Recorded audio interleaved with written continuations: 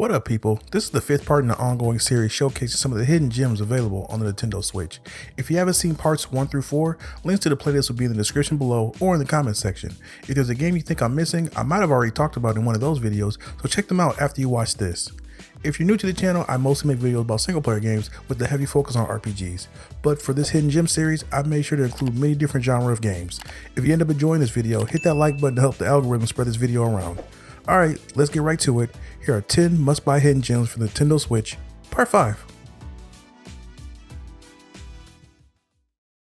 Starting off the list, we have a recent game with Trinity Trigger. Released earlier this year in April, this JRPG is inspired by old school RPGs, specifically the Mana series. When it comes to gameplay, Trinity Trigger prioritizes fast-paced combat, which reminds me personally of some of the Tales games, but that could just be because I've been playing Tales of Berseria recently. Anyway, you'll have 3 characters in your party to choose from, and you can switch between them at any time. You'll have one button that you'll be using for your attacks, but you're allowed to customize and upgrade the individual moves in your combos to fit your current situation or just overall playstyle. And while it's not exactly the same as customizing your arts in Tales games, that freedom I got made combat that much more fun, and I like the fact that Trinity Trigger has their own interpretation of it. Attacking and dodging will deplete your stamina, which will cause your attacks to be weaker, so constantly managing that is something you need to keep in mind. Also, when it comes to co-op, I believe the game is local only. I'm not sure if that matters to a lot of people, but I figured I would mention it. Trinity Trigger has seen generally positive reviews, with many fans praising the combat, crafting system, and linear design. The most common criticism I've seen of the game is that it's just another JRPG that doesn't do much special or innovative. The main story will take you around 18 hours to beat, and if you want to do side missions or 100% the game, you're looking at 25 plus hours of content. While for me, that's not too bad for a $40 game. I know a lot of JRPG fans prefer longer games for their money, so maybe just wait for a sale. While this game isn't going to blow you away with anything it has to offer, if you're a fan of the Mana series or just on a nostalgia kick right now, Trinity Trigger is a solid pickup to satisfy that JRPG craving you might be having.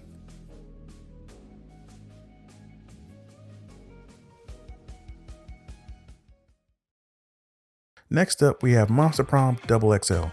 Released on the Switch in 2020, Monster Prom XXL is a visual novel / dating sim developed by Beautiful Glitch. The player assumes the role of one of 4 preset characters, all of whom are students at Spooky High, and can choose between 6 different monsters they can try to date. Each turn, players must decide how they'll spend their time over the course of 6 weeks leading up to prom, going through various events in one of several map locations at Spooky High in order to gain stats that affect the way their love interest perceives them. Throughout the game, players will be presented with various choices which may affect their relationship with other characters, as well as which events and endings they experience. The game features multiple endings which really add to the replayability, and with you having the option to do a shorter 9-minute run, it won't take too long to get to another ending. Now, while I really enjoyed Monster Prom, I have to warn you that your interest in this game will be heavily determined by whether you find the humor in the game funny or not. This visual novel is more jokes than actual dating stuff, so if you don't like the comedy, the whole game might feel a little cringy and a waste of time. I would suggest watching some playthroughs on YouTube just to get an idea of what you're getting into. I think it's fairly funny though. The game overall has seen mostly positive feedback, with the humor and art style being at the top of things fans really liked. However, the most common criticism is that after a few runs, the game starts to feel a bit repetitive. Be that as it may, I know dating sims aren't everyone's cup of tea, including myself, but you're a fan of visual novels and want to play with friends, a significant other, or just by yourself, Monster Prom could be the perfect choice.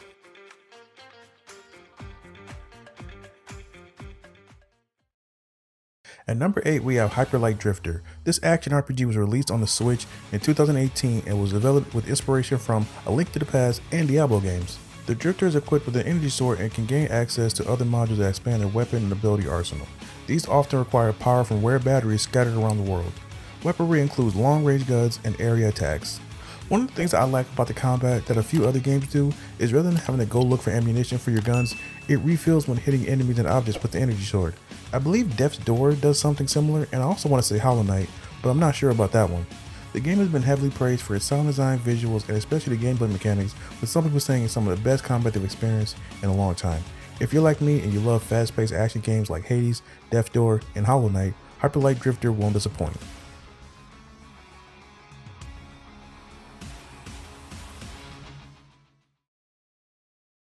Next on the list, we have River City Girls. This charming little beat-em-up was developed by WayForward and was published in 2019 by Arc System Works. When it comes to gameplay, you'll choose between Kyoko or Masako, who play pretty much the same, but they have their own unique moves and animations. You'll have 6 areas to go through that involve waves of enemies and occasional bosses. In most areas where combat is initiated, chains and a lock will surround the edges of the screen, and in order to move on, you'll have to defeat all the enemies around you.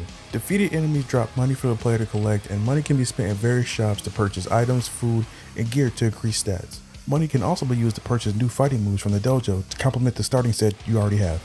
Something cool I noticed during my time with the demo is being able to have an enemy fight for you. Upon defeating the final enemy in an area, they might surrender. You can choose to either defeat the enemy as normal or recruit them. Recruited enemies can be summoned to assist you, although only one recruit is kept at a time. With the average playtime being under 10 hours, it's hard for me to recommend this game at $30 price tag, but if you can catch it on a sale, then it's definitely worth it. This game also seems like it'd be more fun to play with a friend as opposed to just by yourself, kind of like the Ninja Turtle games. Also, the music in this game is awesome. The game might be worth buying just for that alone. But if I'm being honest, beat 'em ups aren't typically my thing, and playing the demo showed me that. However, if you do like beat 'em ups or want to get into the genre, River City Girls would be a very fun and charming option.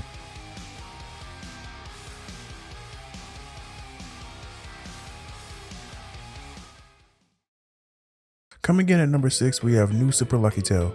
This platformer is an enhanced remake of the 2017 Super Lucky Tail, and some of the new additions include a reworked story, new auto-running levels, full camera control, and previous DLC. This game was made as a love letter to 3D platformers of the past, and you can tell as soon as you start playing. Gameplay involves you controlling Lucky as he travels across many different worlds contained within an artifact known as the Book of Ages. Each world is presented with its own hub, which can be explored and traversed within a 3D space. Each world features levels where Lucky clears various objects and searches for secrets in order to collect pages which contain a clover emblem, which grant access to a boss fight involving a member of the game's villainous faction, the Kitty Litter, and allow players to progress to the next world. I know I use the word charming a lot when it comes to describing games, but I really can't think of a better word to describe this game. It's just a fun game to play. Back when I played this on Game Pass, I remember liking the fact that even though it's a 3D platformer, they also had levels that were 2D. It kind of reminded me of like Sonic Generations or Kirby and the Crystal Shards, which are actually some of my favorite platformers. The game is very short with an average play time of like 6 to 10 hours, so it's a perfect game to play in between like bigger games just to give you a break and also be like kind of like a palate cleanser. If you've seen enough of my videos, you know how much I love platformers. Whether it's Mario, Kirby, or Crash Bandicoot, I'm always on the lookout for a new one to try, and while New Super Lucky Tail is very much on the easy side when it comes to platformers, I still think you'll enjoy it. Kids especially.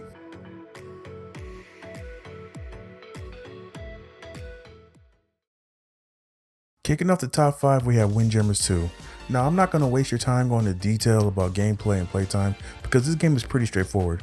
You throw the disc back and forth to try score a goal, and each character has a special power-up move. I think the reason this game resonated with me so much is probably because I'm a huge fan of air hockey. Anytime I went to an arcade or a movie theater, I would always play air hockey with whoever I was with, and this game reminds me a lot of that. Also, there's something about the cartoon summer 80s vibe that I like as well.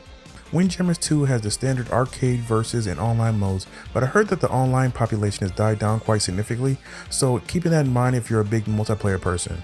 The game has also seen overall positive reviews, with the art style and gameplay being at the top of what people like about the game. Windjammers is the perfect pick up and play game when you have about 10 to 15 minutes to spare, but if you're anything like me, you'll end up playing much longer than that.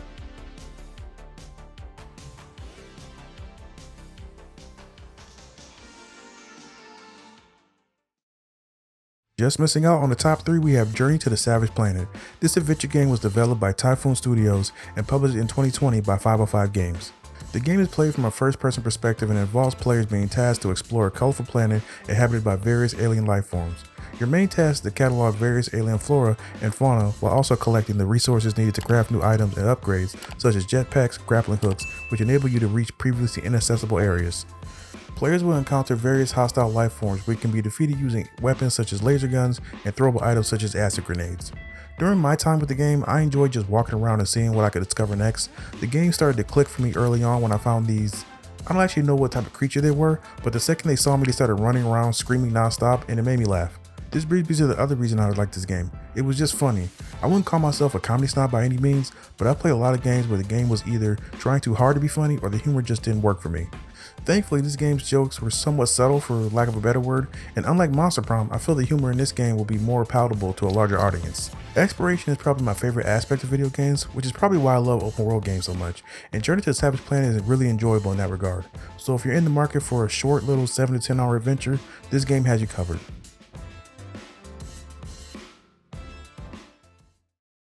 Starting off the top 3, we have Wargroove. Similar to that of Advance Wars, Wargroove is a turn-based strategy game for up to 4 players in which each player takes control of an army and its commander unit to wage war on their enemies. The campaign has you playing as Queen Mercia as she travels across new lands in search of allies to save her kingdom in Cherrystone. On top of the story mode, there's also a puzzle mode where the goal is to win in just one turn, and there's also an arcade mode.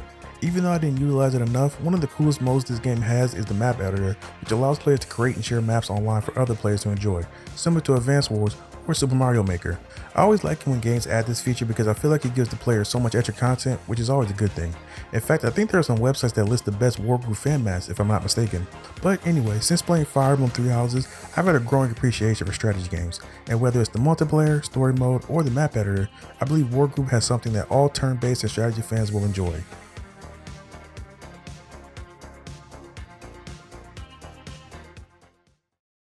At number 2, we have Immortals Fenyx Rising. This action-adventure game was developed and published in 2020 by Ubisoft. The game is set on the Golden Isle, a large open world consisting of 7 distinct regions inspired by Greek mythology. The main character Phoenix can traverse the world quickly through climbing cliffs, riding on a mount, and also flying. As you explore the world, you'll encounter rifts which will teleport you to the vaults of Tartaros, I think that's how you say that, which are a series of platforming challenges that require players to utilize both Phoenix's combat and traversal abilities. Speaking of combat, there are 2 modes of melee attacks, fast and weak light attacks with a sword, and slow and heavy attacks with an axe. Phoenix can also use bow and arrow to defeat enemies. You'll also need to manage Phoenix's stamina during combat as they will become exhausted after repeated attacks. The combat was a little bare bones but satisfying enough, and once you get the ability to fly, traversal and exploration opened up and really added to my overall enjoyment. And while I obviously would recommend this game, it's hard for me to justify paying $60 for an Ubisoft game because their games constantly go on sale, so just wait for that. Fenyx Rising has been compared to games like Breath of the Wild and also Genshin Impact, but honestly it reminded me the most of Assassin's Creed Odyssey, which isn't really surprising seeing how it's made by the same developers. And I know most people don't like the open world shift the Assassin's Creed series has taken, but I personally really like it, and this game being a smaller scale version of Odyssey really worked for me. As an overall package, Immortal Fenyx Rising has a lot to offer as far as open world action games goes, and if you're a fan of Breath of the Wild, Assassin's Creed Odyssey, or even Batman Arkham City, I think this Ubisoft game might surprise you.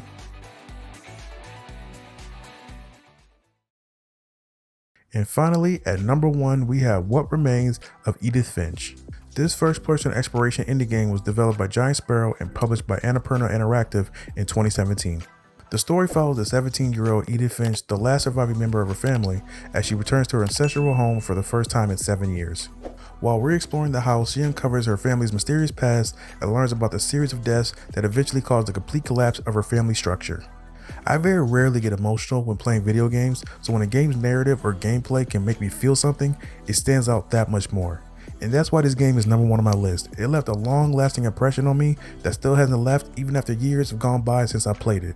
Playing through the tragic deaths of this family was very sad, but also beautiful in a way. The storytelling is nothing short of exceptional, and it still surprises me that a 3-hour game can still stick with me more than all the 60+ hour AAA games I've played.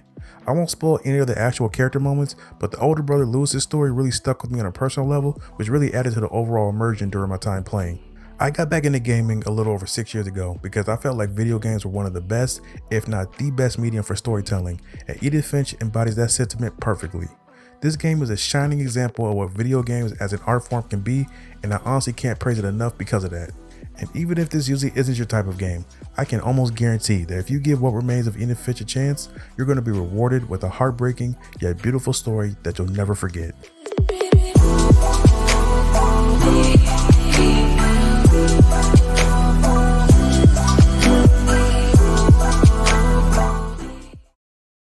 Alright guys, that's it for me today. What hidden gems for the Switch do you recommend, or just Switch games in general? Let me know in the comments. Thank you so much for taking the time to watch my video. If you want to see other videos in this series, the playlist will be in the description, or click one of the links on the screen. And as always, don't forget to like and subscribe to keep up with the channel. Later.